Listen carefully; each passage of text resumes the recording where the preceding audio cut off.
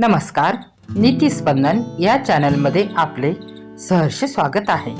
आज आपण या व्हिडिओमध्ये पाहणार आहोत कमी वेळामध्ये आणि कमी श्रमात कष्टात परफेक्ट स्वयंपाक कसा बनवायचा। यासाठी आज आपण या व्हिडिओमध्ये पाहणार आहोत काही खास कुकिंग टिप्स, किचन टिप्स ज्या महिलांसाठी अतिशय उत्तम रीतीने सहाय्यकारक ठरतील। मुरब्बा बनवताना साखरेचे प्रमाण कमी लागण्यासाठी आणि मुरब्बा अधिक चविष्ट होण्यासाठी पाकात 1 चमचा ग्लिसरीन अवश्य घाला।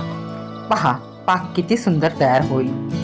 डाळ शिजवताना सोड्याचा वापर अजिबात करू नका, कारण यामुळे व्हिटॅमिन B12 आणि पौष्टिक गुणधर्म नष्ट होतात आणि व्हिटॅमिन B12 नसेल तर आहार कसा काय निकृष्ट दर्जाचा असतो हे आपण पाहिले आहे।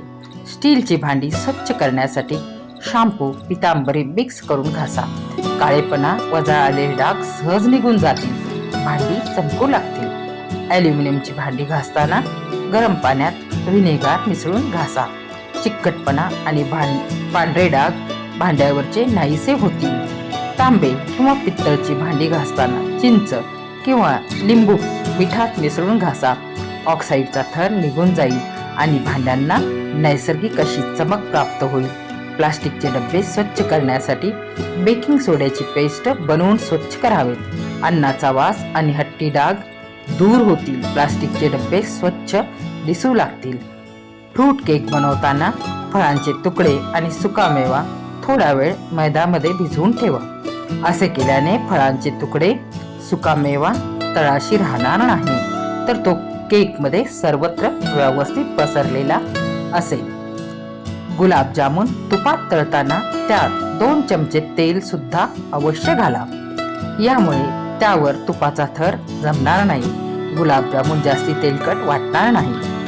हिरवी मिरची कापल्यावर चिंचेच्या पाण्याने हात धुतल्याने हातांची जळजळ थांबते, हातांना होणारा दाह थांबतो। विरजन नसेल तर गरम दुधामध्ये 1 हिरवी मिरची घालून रात्रभर ठेवा, सकाळी दही घट्ट तयार होईल। पहा निसर्गाची किमया कशी असेल।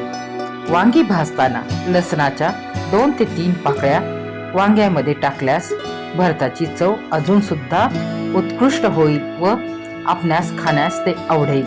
या टिप्सचा वापर करून तुमचा स्वयंपाक नक्कीच लवकर व सोप्या पद्धतीने होईल असा आत्मविश्वास आहे। व्हिडिओ आवडला असल्यास व्हिडिओला लाईक करा आणि अशाच नवनवीन टिप्ससाठी चॅनलला नक्की सबस्क्राईब करा। आणि आपण यापैकी कोणती टिप्स वापरणार आहात ते कमेंट्समध्ये अवश्य सांगा। धन्यवाद।